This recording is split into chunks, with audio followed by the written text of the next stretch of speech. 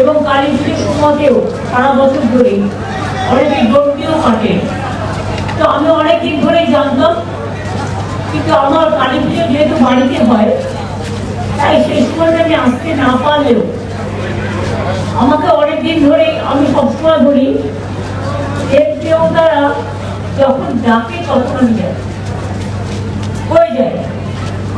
তো আমি ইলেকশনে আসতে পারিনি, আমি বাই ইলেকশন জেনারেলি করি না। আমি এখানকার মানুষকে কৃতজ্ঞতা জানাচ্ছি, নৈহাটি সহ সারা বাংলার আমাটি মানুষকে। সাথে সাথে আমি বড়বার এখানে আসতাম, আমি অপেক্ষা করছিলাম, কারণ ইলেকশনের মধ্যে আসলে আমাকে ইলেকশন মিটিং করতে হতো, তাই মাঝে মাঝে একটু ফাঁকি দিতে হয়, তাই একটু ফাঁকি দিয়ে অন্য কাজ করছিলাম। এই জন্য আজকে আমার আসার সুযোগ হলো। আজকে মঙ্গলবারও আছে, শনি মঙ্গলবারটা মায়ের দিন, এবং এরপর ফিরে গিয়ে আমার মিটিং আছে, আবার পেয়েছি আমাকে ঢুকতে হবে মিটিংয়ে। আমি আপনাদের যেভাবে আপনারা স্বাগত জানিয়েছেন, স্বাগত জানিয়েছেন, এবং মন্দির কর্তৃপক্ষ, মন্দিরের ট্রাস্ট, মন্দিরের পুরোহিতরা সকলে, সব চেয়ারম্যান, ব্যারাকপুর মিউনিসিপ্যালিটি, সমস্ত এমএলএরা এবং সব ইম্পর্টেন্ট সকলে পার্সোনালিটিরা এখানে উপস্থিত ছিলেন। আমি তাদের কাছে খুবই কৃতজ্ঞ। দু তিনটে কাজ অলরেডি, রাস্তাঘাট আপনারা দেখেছেন খুব চওড়া হয়ে গেছে। ফলে আগে আমি যখন এসেছিলাম তখন আমাকে অনেক সরু সরু জায়গা দিয়ে আসতে হয়েছিল। এই যে আপনাদের মোড়ে যে পার্টি অফিসগুলো, যখন 5 বছর আগে একটা গন্ডগোল হয়েছিল, বিরাট মনে আছে, সন্ত্রাস হয়েছিল, তো নৈহাটির মানুষের ওপরেও খুব অত্যাচার হয়েছিল, অনেকে ঘর ছাড়াও ছিলেন। তখন আমি ব্যারাকপুর ভাটপাড়া দিয়ে নৈহাটিতে এসেছিলাম, আমি মিটিংও একটা করেছিলাম মনে আছে মোড়ে। আর ওখানে নৈহাটি কাঁচরাপাড়ার ওই কাঠগড় মন্দিরের সামনে আমি দেখলাম সব দখল, সব রং করা হয়ে গেছে রাতারাতি। তখন ঘর থেকে একটা লোকও বেরোচ্ছিল না। আমি দেখলাম একটা জায়গায় একটু মোবিলের মতো কিছু পড়ে আছে, আর কাউকে বললাম একটু রং কিনে আন। আমি তারপরে যে অফিসগুলো আমাদের দখল করে নেওয়া হয়েছিল, আমি নিজে রং করে, আজকেও আস্তে আস্তে আমার চোখে পড়লো অফিসটা, এটা আমি রং করে দিয়েছিলাম। এবং ওখানে আমি প্রায় ঘন্টা 2 বসেছিলাম যাতে নৈহাটির মানুষ সাহস পায়। আমার উদ্দেশ্যটা পার্টি অফিসটা রং করা ছিল না, আমার উদ্দেশ্যটা ছিল যাতে আপনাদের সামনে এসে বসলাম, যাতে আপনারা সাহসটা পান। এবং তারপর থেকেই আমি 2 বার এসেছিলাম পরপর, যাতে ভাটপাড়া ব্যারাকপুরে শান্তি ফিরে আসে, নৈহাটি কাঁচরাপাড়া এইসব জায়গাগুলো কল্যাণী শান্তি ফিরে আসে। আমি সেই জন্য এসেছিলাম। সেদিন আমাকে অনেক অকথা কুকথা শুনতে হয়েছিল, যাক গিয়ে সেগুলো আমি ভুলে গেছি। খারাপ কথা মনে রাখতে নেই, ভালো কথা মনে রাখতে হয়। খারাপ কথা কুকথা চিন্তা করলে ব্রেনটা খারাপ হয়ে যায়, আর সুকথা চিন্তা করলে ব্রেনটা সু হয়। সুতরাং ওই সুস্বাগতম কথার মধ্যে সবটাই মানে আহ্বান জানানোর আছে। কাজে ফেরিঘাটটা বড়মান নামে করে দিতে বলেছি। এখানে একটা পুলিশ ফাঁড়ি হবে, একটা হাই মাস্ক লাইট হবে, এবং বড়মার যে ঘাটটা দিয়ে সবাই পরাপর হয় সেই ঘাটটা আমি এমপি লাইট থেকে রাজ্যসভার 10 লাখ টাকা দেব, যাতে ঘাটটাও ভালো করে ডেভেলপমেন্ট হয়। এছাড়াও পার্থ এমপি হওয়ার পরে একটা কাজ করছে, আমাকে বলেছে 2টো ওপিডি তৈরি করার জন্য ভাটপাড়া এবং নৈহাটি। ও এমপি লাইট থেকে 2 কোটি 4 কোটি টাকা দিচ্ছে। ওখানে এর জন্য ধন্যবাদ জানাচ্ছি, আপনারাই ওকে পাঠিয়েছেন কাজটা করতে। এবং এই টাকাটা আমার মনে হয় 4টে ফেজে হবে, একবারে একসাথে এগুলো দেখা যায় না, কিন্তু ওপিডি করবে বলে ওপিডির 4টে ফেজ একসাথে হয়ে যাবে, 4টে প্রজেক্টে 4টে। তাহলে আপনাদের এখানে গিয়ে এক্সরে করা, ওখানে গিয়ে ডাক্তার দেখানো, এগুলো প্রয়োজন হবে না। নৈহাটি এবং ভাটপাড়ায় আপনারা এই সুযোগটা পাবেন। সুতরাং আমি ওকে অভিনন্দন জানাচ্ছি, অন্যদের অভিনন্দন জানাচ্ছি। দুটো হসপিটাল, নৈহাটি এবং ভাটপাড়া, ওপিডির জন্য সেখানে মানুষ দেখাতে যায়।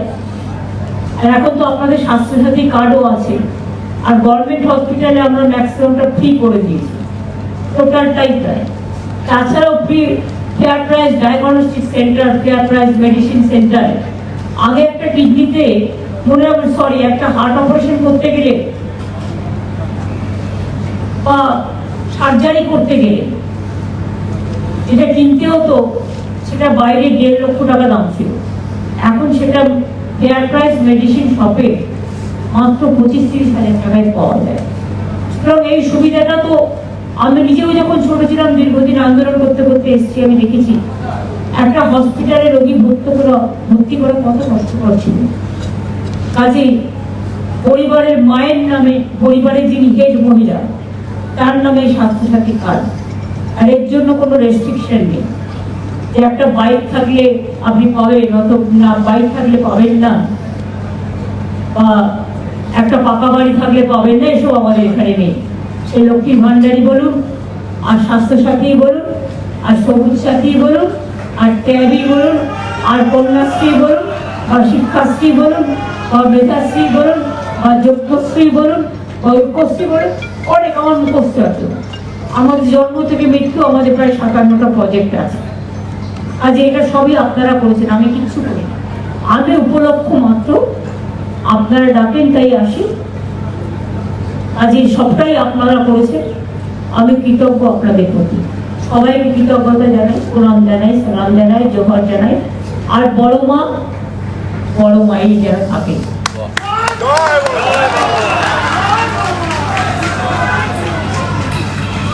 বড় মাকে আপনাদের সবার হয়ে আমি তো পুজো দিয়ে এসেছি, আপনাদের সকলের হয়তো প্রণাম জানানো হয়নি, নিশ্চয়ই জানিয়েছি। কি করে বলুন তো? আমি যেখানেই পুজো দিতে যাই, আমার জিজ্ঞেস করে আপনার গোত্র কি নামে, কি গোত্রে পুজো দেবেন? আমি বলি আমার গোত্র একটাই, মামাটি মানুষ। আমি মামাটি মানুষের নামে পুজোটা দিয়ে গেলাম। এবং মাকে বলি কালী কালী মহাকালী, কালীকে কারো রাত থেকে কেউ বড় মন্ত্রণে বলে, এক এক রকম বলে। ধর্মাত্ম মুখ্য দেবী নারায়ণী নমস্তুতে, সৃষ্টি স্থিতি বিনাশনম শক্তি ভূতে সনাতনী গুণশ্রয়ী গুণময়ী নারায়ণী নমস্তুতে, শরণাগত দিনার্থ পরিত্রাণ পরায়ণে সর্বশক্তি হয়ে দেবী নারায়ণী নমস্তুতে। আমি দেখলাম এখানে একটা শিবের, মহাদেবের ছবি আছে এবং শিবের মূর্তিও আছে। তাই বলি ওম মহাদেবং মহাকালম মহাযোগী মহেশ্বরম মহা পাপ হরম দেবম মকরায় নমো নমঃ। আর দেখলাম একটা রাধা কৃষ্ণ আছে। হে কৃষ্ণ করুণা সিন্ধু দীন বন্ধু জগৎপতি গোপেশ রাধাকান্ত, গোপেশ গোপেকান্ত রাধাকান্ত নমস্তে। জয় বড় মা নমস্তুতে। সকলে ভালো থাকুন, মামাটি মানুষ ভালো থাকুন।